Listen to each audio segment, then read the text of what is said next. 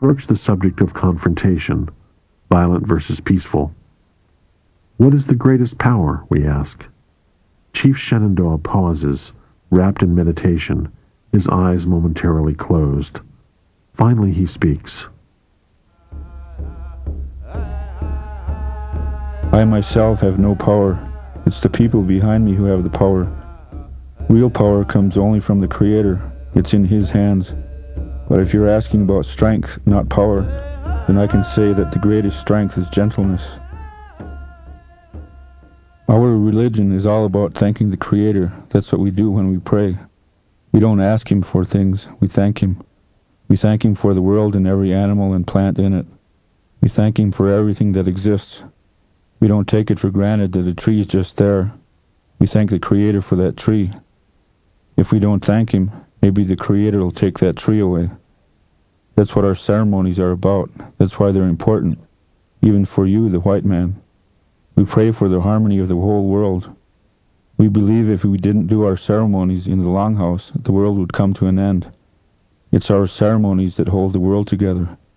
Some people may not believe that, they may laugh at it, but it's true. The Creator wants to be thanked. When we go in the longhouse and thank Him for His creation, He kneels down and listens to us. He puts His ear to the longhouse window. He hears His own children, so He holds off destroying the world for a while longer. If you white men had never come here, this country would still be like it was. It would all be pure here. You call it wild, but it wasn't really wild. It was free. Animals aren't wild. They're just free. And that's the way we were. You called us wild. You called us savages. But we were just free. If we were savages, Columbus would never have gotten off this island alive. It's prophesied in our instructions that the end of the world will be near when the trees start dying from the tops down. That's what the maples are doing today. Our instructions say the time will come when there will be no corn, when nothing will grow in the garden, when the water will be filthy and unfit to drink.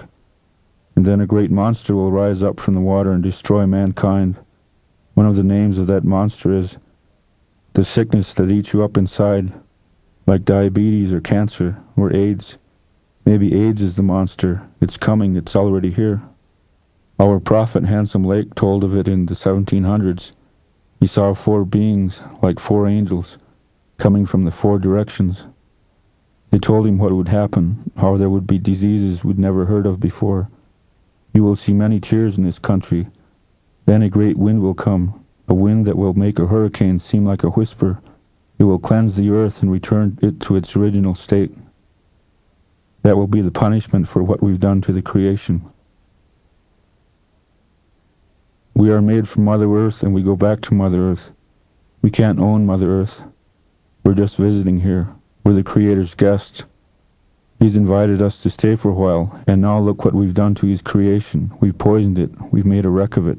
He's bound to be mad, and He is. I'm working for the creation. I refuse to take part in its destruction. White man took the stars from us. Yeah, that's right. He stole the stars. Before white man came, we lived by the stars. The stars told us when to go hunting, when to go fishing. We had a name for every star. Then you came and gave us calendars and clocks and schedules, and we forgot the stars. We don't need them anymore. Now we just follow the moon and the sun for our ceremonies and planting. We know only a little about where the stars are going to be or what they mean. It's all been lost. You guys took it from us. But where does it tell about that theft in your history books? You don't even know you stole it. Everything is laid out for you. Your path is straight ahead of you. Sometimes it's invisible, but it's there.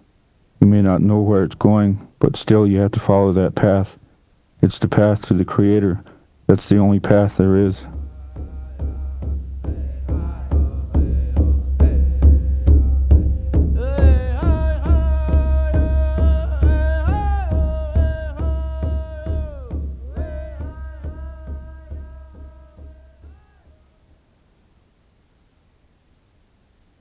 Address to the General Assembly of the United Nations. Brothers, listen to the words of the Creator given to the first United Nations. the Haudenosaunee over 1,000 years ago. The chiefs of the Haudenosaunee shall be mentors of the people for all time.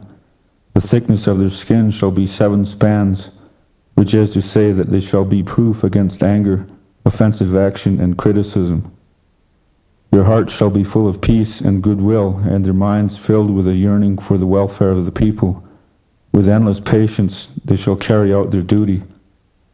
Their firmness shall be tempered with a tenderness for their people. Neither anger nor fury shall find lodging in their minds, and all their words and actions shall be marked by calm deliberation. In every nation there are wise and good men. These should be appointed chiefs. They should be the advisors of their people and work for the good of all people, and all their power comes from the great peace. A chief must never forget the Creator of mankind, never forget to ask Him for help. The Creator will guide our thoughts and strengthen us as we work to be faithful to our sacred trust and restore harmony among all peoples, all living creatures, and Mother Earth. We were instructed to carry love for one another, to show a great respect for all beings of this earth. In our ways, spiritual consciousness is the highest form of politics. When people cease to respect and express gratitude for these many things, then all life will be destroyed. The human life on this planet will come to an end. These are our times and our responsibilities. Every human being has a sacred duty to protect the welfare of our Mother Earth, from whom all life comes.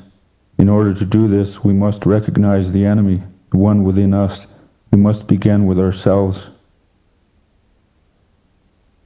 We must live in harmony with the natural world and recognize that excessive exploitation can only lead to our own destruction. We cannot trade the welfare of our future generations for profit now.